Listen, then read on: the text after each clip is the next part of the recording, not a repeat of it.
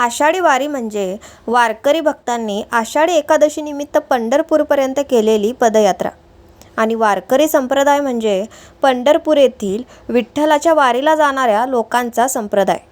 या संप्रदायाचे एक महत्त्वाचे वैशिष्ट्य म्हणजे आषाढी वारी. या वारीमध्ये अनेक जाती धर्मांचे लोक तसेच मराठा, कुणबी, माळी, लिंगायत, बहुजन व इतर जातींचे भाविक भक्तसुद्धा जास्तीत जास्त संख्येने सहभागी होतात. वारी हा एक खरं तर आनंद सोहळा असतो. पायी केला जाणाऱ्या पंढरीच्या वारीची परंपरा बरीच जुनी आहे.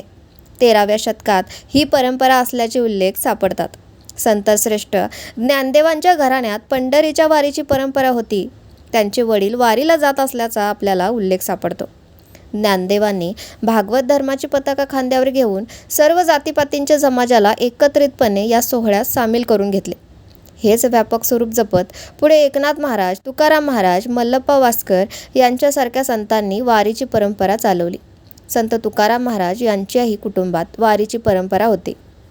संत साहित्याचे अभ्यासक डॉक्टर सदानंद मोरे म्हणतात की पंढरपूरची वारी हा वारकरी संप्रदायाचा मुख्य आचारधर्म आहे. वारी ही ज्ञानदेव पूर्वकालीन प्रथा आहे. किंबहुना वारकरी हे नावच वारीमुळे पडलं. वारीची परंपरा देखील सर्व संतांनी जतन केली.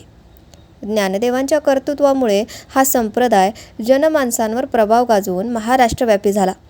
परंतु संप्रदायाचा आद्य प्रवर्तक ठरतो तो म्हणजे भक्त पुंडलिकच. भक्त पुंडलिकापासून या संप्रदायाच्या इतिहासाला सुरुवात होते. वारीमध्ये पालखी सोहळ्याला विशेष महत्त्व आहे. हैबत बाबा हे सातारा जिल्ह्यातील आरफळ गावचे देशमुख होते. हैबत बाबा यांच्या प्रेरणेने या पालखी सोहळ्याला विशेष महत्त्व प्राप्त झाले. पहिल्यांदा पाहूयात श्री ज्ञानदेवांची पालखी. हैबत बाबांनी ज्ञानेश्वर महाराजांच्या पादुका पालखीत घालून दिंडी समारंभासह थाटाने, ऐश्वर्याने व सोहळ्याने पंढरपूरला नेण्याची प्रथा चालू केली. तिला आज आणखी वैभव प्राप्त झाले आहे. श्री ज्ञानदेवांच्या पालखी सोहळ्यात पूर्वी हत्ती, घोडे वगैरे लवाजमा श्रीमंत राजेसाहेब यांच्याकडून येत असत. या खर्चास सहाय्य त्या वेळचे राजे व श्रीमंत पेशवे सरकार करत असे. पुढे कंपनी सरकारचा अंमल सुरू झाल्यावरही खर्चाची तरतूद सरकारकडून होत असे. सरकारने इसवी सन 1852मध्ये पंचकमिटी स्थापन करून त्या कमिटीच्या नियंत्रणाखाली ज्ञानेश्वर महाराजांच्या पालखीची व्यवस्था केली. यानंतर पाहूया संत तुकोबांची पालखी. तुकाराम महाराजांचे पूर्वज विश्वंभर बाबा हे ज्ञानदेव नामदेवांच्या समकालीन होते. त्यांच्या घराण्यात पंढरीची वारी होती. स्वतः तुकोबा 1400 टाळकरी घेऊन प्रत्येक शुद्ध एकादशीस पंढरपूरला जात असत. तुकोबांच्या निधनानंतर त्यांचे कनिष्ठ पुत्र नारायण महाराज यांनी वारीचे रूपांतर पालखी सोहळ्यात केले. वारीची परंपरा त्यांनी चालू ठेवलीच, पण देहू देवस्थानाची सर्वांगीण वाढही केली.